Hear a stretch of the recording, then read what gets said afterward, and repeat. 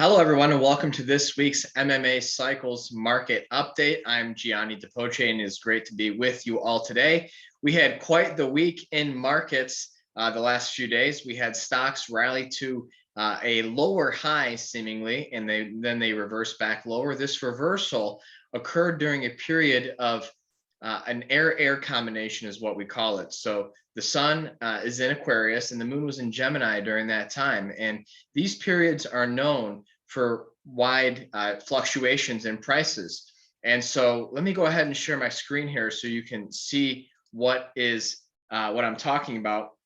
But looking at the S&P 500 here, we rallied back up and it was a very volatile time. And what happened was we had CPI numbers, inflation data come in at its highest level in basically 40 years. So CPI came in around 7.5%.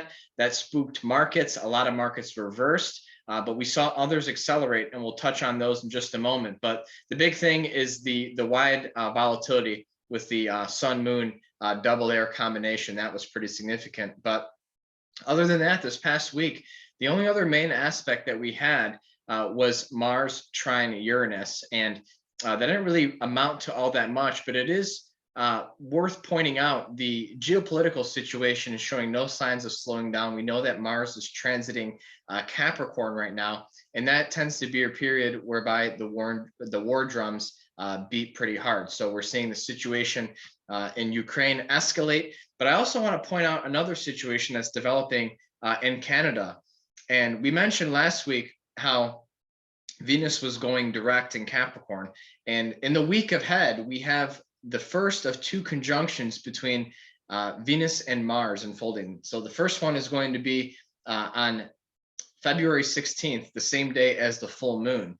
And these are both in the sign of Capricorn. Capricorn rules bridges. And so we're seeing the closure and blockade of a couple of important bridges on the US-Canadian border that are seemingly increasing in prominence. So we have the Venus-Mars conjunction in Capricorn trine Uranus. Uranus is a planet of rebellion, and Uranus is in the sign of Taurus, which rules, well, together with Gemini and Mercury, but it's commerce and transaction.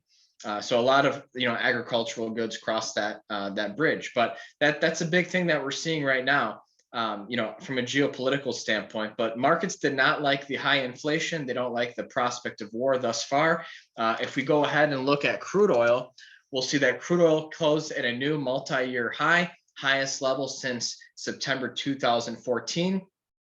And again, we would anticipate this to continue higher, at least into the Jupiter-Neptune conjunction that's set to unfold in April. So right now, all the inflationary pressures that we're seeing are largely a function of the two planets that rule inflation, Jupiter and Neptune, both being in the sign of Pisces, which is a sign that they both see their energies exalted in. So Jupiter rules Pisces in classical astrology, Neptune rules Pisces in modern astrology.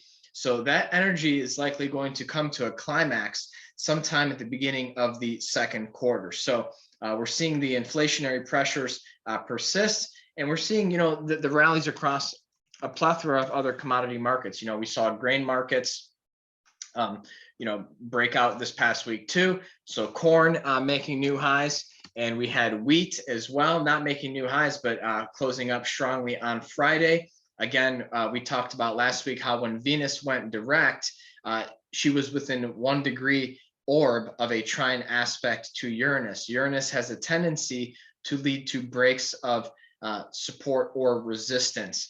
And we saw that happen in the case of wheat.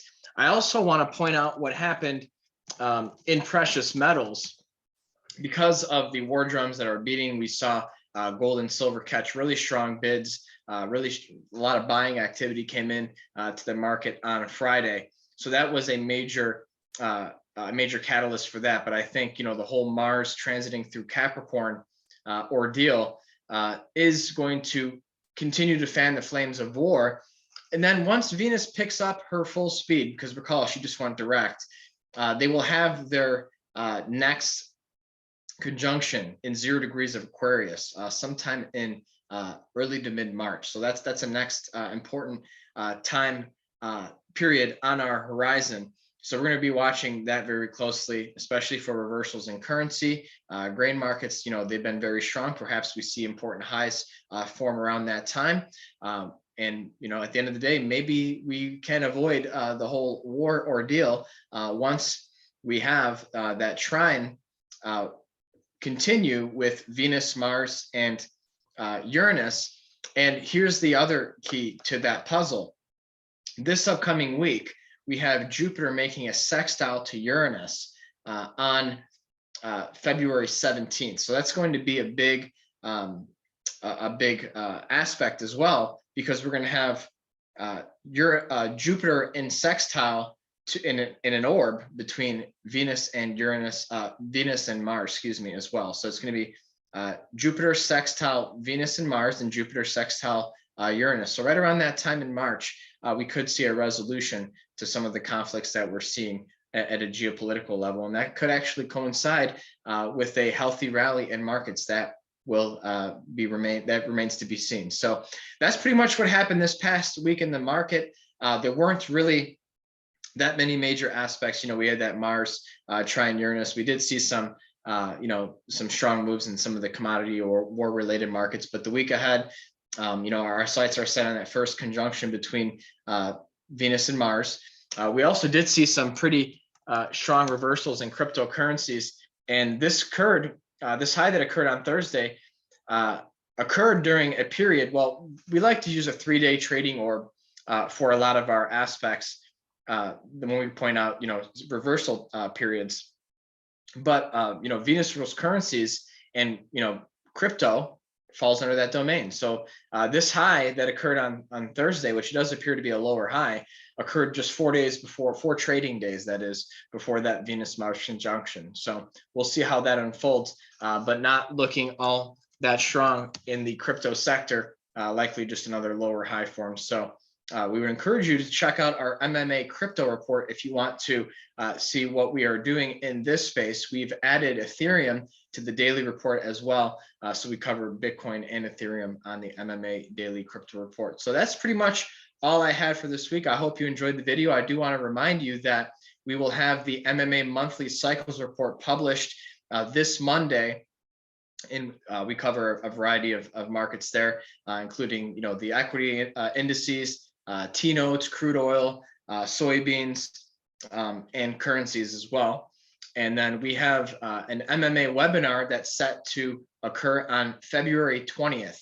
So I would also encourage you to check that out. But if you want to see what's going on in the crypto world, the best place to see what we're doing in that space is the MMA crypto report. So that's all we had for this week. Thanks for tuning in. We will see you next week, and check us out at www.mmacycles.com. Thank you.